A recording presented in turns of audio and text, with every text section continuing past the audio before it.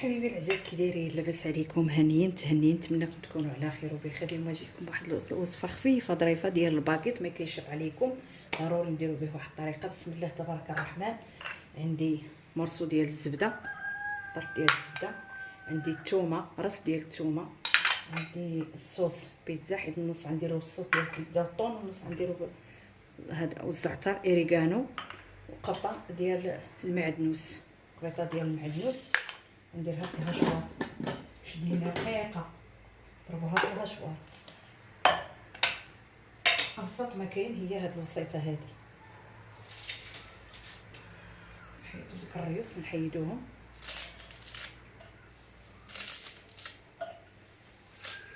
كيشط عليكم انا والله الا عجاني، انا ما كنتناولش الكومين.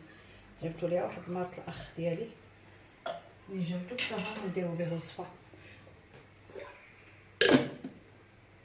معكم بعد ما فرمت المعدنوس، حطيت الزبده، نحط الثومه.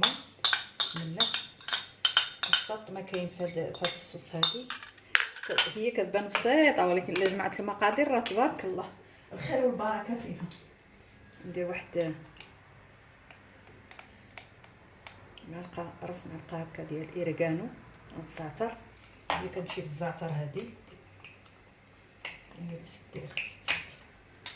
المهم نديرو زويته، الزيت اللي باش نخلطوا هذا الخليط هذا، واحد نص كاس هكا ديال الزيت، نخلطوا كلشي ان شاء الله. وعندي هاد الصوص هادي، صوص انجيريا حتى هي ندير منها. كاين اللي يبغيها حار، اللي ما بغاش يدير هاد الصوص هادي يدير الحار.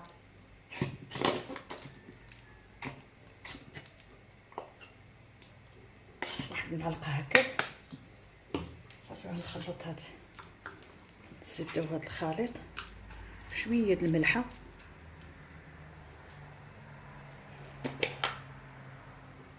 شويه د الملح، تقبيصه د الملحه، متجيناش مسوسه.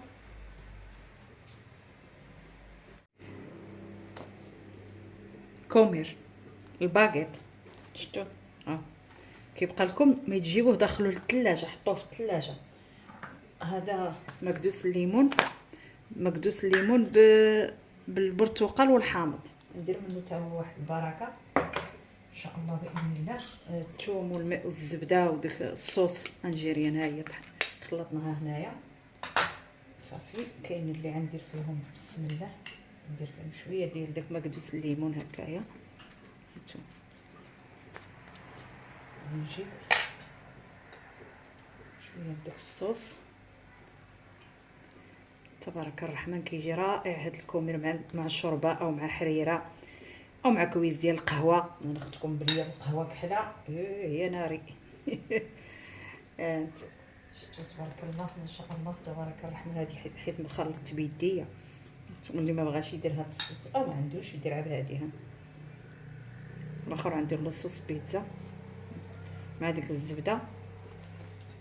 نزيد وحيده معاكم، قلنا ديك مكدوس الليمون. هاي هذا مكدوس الليمون بوحدو، وتدخلوه للفرن مع زويته بلديه، كيجي كيحمق، كيجي زوين.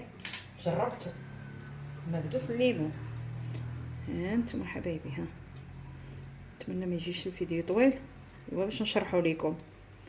هذا ما كان صافي. غنكمل هاد نحيد هادو، نحاول نجي للصوص ديال صوص البيتزا. ندير عاوتاني بسم الله، عاوتاني بحال هكا.